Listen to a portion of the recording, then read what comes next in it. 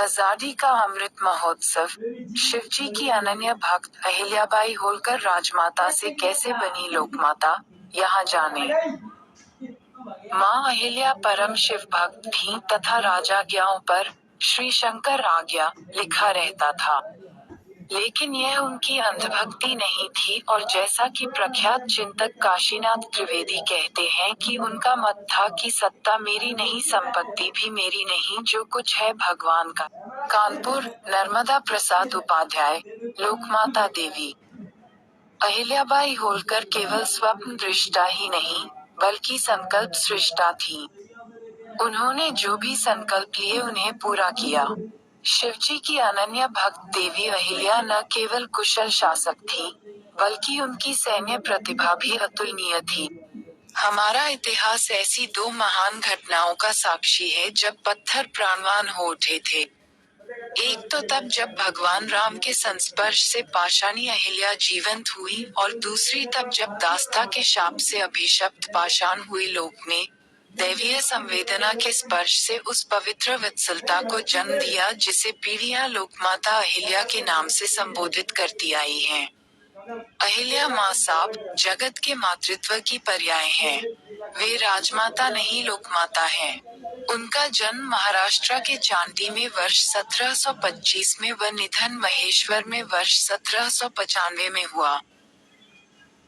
लोकमाता अहिल्या की प्रतिष्ठा का प्रमुख कारण यह नहीं है कि उन्होंने देशभर के तीर्थों, चारों धामों, 12 ज्योतिर्लिंगों व अनेक मंदिरों में पुनरुद्धार के कार्य कराए, अन्न क्षेत्र आरंभ किए, धर्मशालाएं बनवाई, नदियों पर बांध बंधवाए, वृक्षारोपण कराया, सड़कें व बावड़ियां बनवाईं और मस्जिदों तथा पीर दरगाहों को भी मदद की, बल्कि लोग उन्हें इसलिए पूजता है क्योंकि उन्होंने स्वयं को एक ऐसे उदाहरण के रूप में स्थापित किया जिसका सब कुछ था लेकिन स्वयं के लिए कुछ भी नहीं था।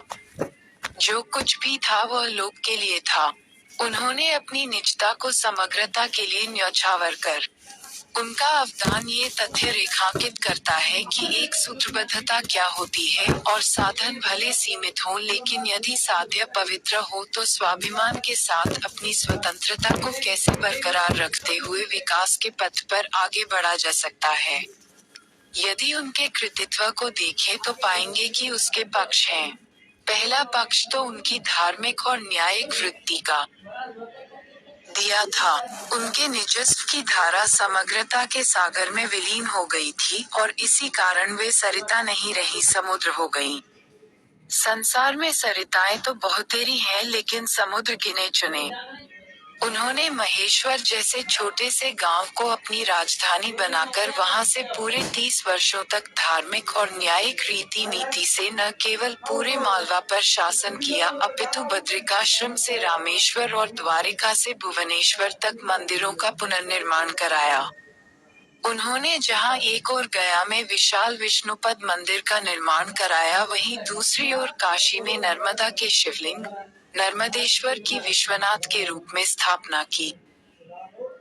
लोकमाता अहिल्या ने सरयू, नर्मदा, गंगा और गोदावरी के तटों पर 33 घाटों का निर्माण करवाया, अयोध्या से नेमावर तक के मंदिरों में पूजा व्यवस्था कराई तथा 7 बड़े नगरों में अन्न क्षेत्र स्थापित किए। ये सूची भी केवल एक झांकी है। उनका ये कृत्य आदिगुरु शंकराचार्य के उस महान कृत्य का स्मरण कराता है, जिसका उद्देश्य भारत के चारों शीर्षों तक पवित्र धामों की स्थापना कर समूचे भारत को एक सूत्रता में आबद्ध करना था, तथा निश्चय ही उन्हें ये प्रेरणा महेश्वर के निकट स्थापित ओंकारेश्वर से मिली होगी, जहां आदिगुरु शंकराचार्य ने गुरु दीक्षा ली थी, तथा महेश्वर आकर मंडन मिश्र से शास्त्रार्थ किया था। उनके दरबार के सभा पंडित खुशाली राम ने देवी अहिल्या के गुणों का वर्णन करते हुए अहिल्या कामधेनु नामक ग्रंथ लिखा, जो देवी अहिल्या कामधेनु के नाम से प्रसिद्ध है। इन श्लोकों में उनके सर्वधर्म सर्वज्ञ होने तथा उनकी सर्वोदयी भावना के ग्राम दान व भूदान के रूप में प्रकट होने का उल्लेख है। माँ अहिल्या परम शिव भक्त थीं तथा राजाज्ञाओं पर श्री शंकर आज्ञा लिखा रहता था।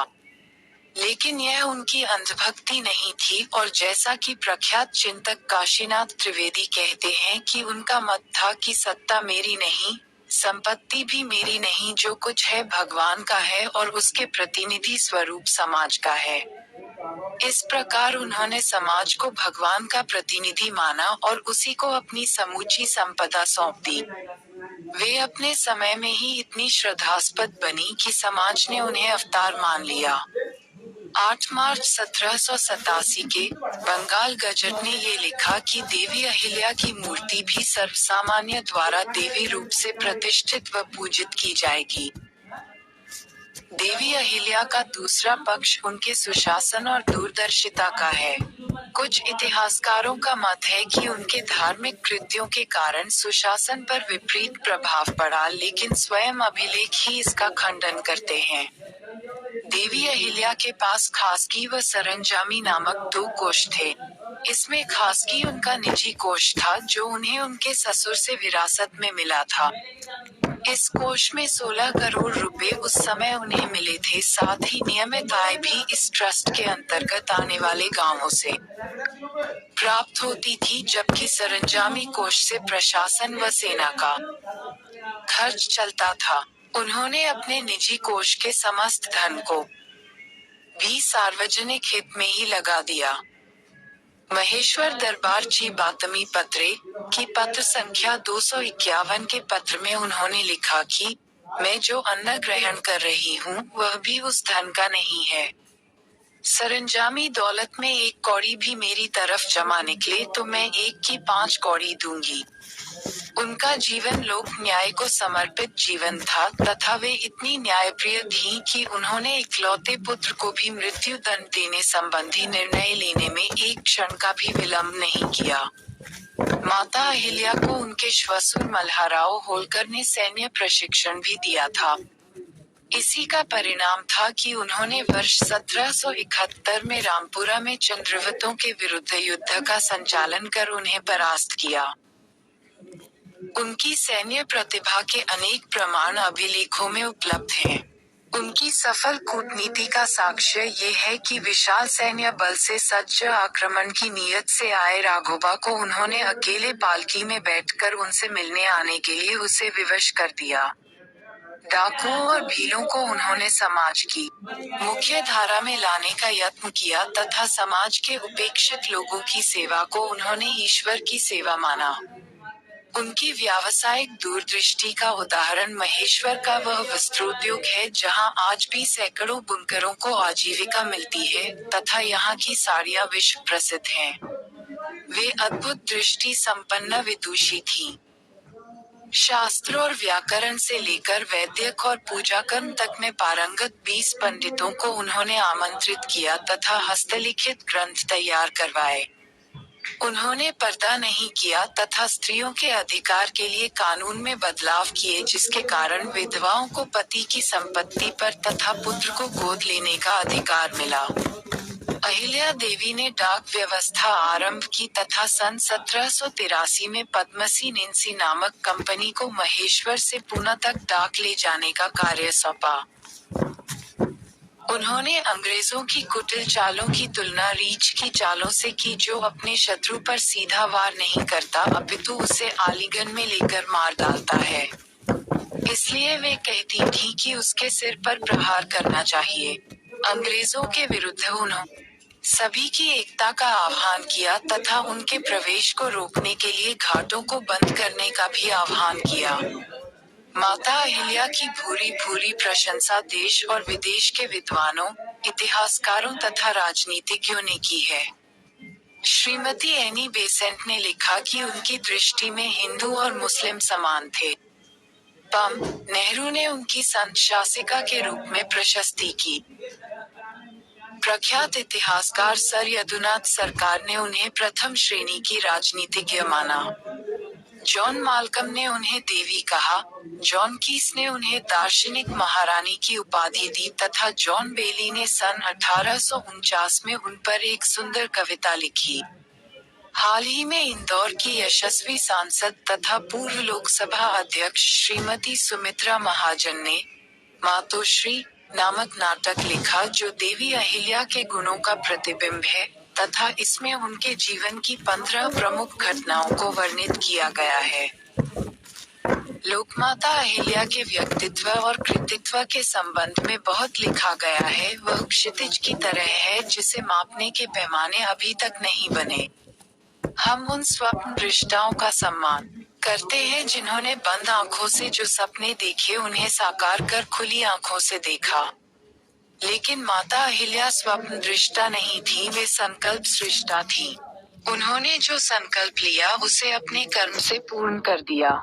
सपने देखने के लिए आंखों को बंद करने का धैर्य उन्होंने नहीं रखा।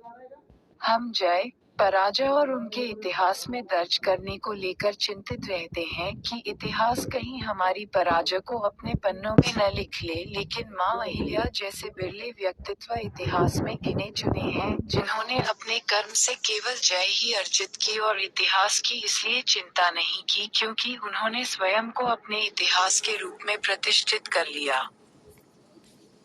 उन्हें दैवीय कहा गया, किंतु सच ये है कि उनके कृतित्व से देवत्व के शीर्ष पर मनुष्यता विराज गई। माता अहिल्या देवत्व के हिमालय की गौरी शंकर हैं। इन दिनों जब हम अपनी स्वतंत्रता का अमृत महोत्सव मना रहे हैं, तब इस अमृता का स्मरण होना चाहिए। उनकी स्मृति कहीं हमें स्वप्न दृष्टा नहीं संकल्प सृष्टा बनाएगी। ऐसी संकल्प सृष्टा को अर्पित करने के लिए असंख्य इंजुरियों में भरे अगणित प्रणाम भी बहुत थोड़े हैं।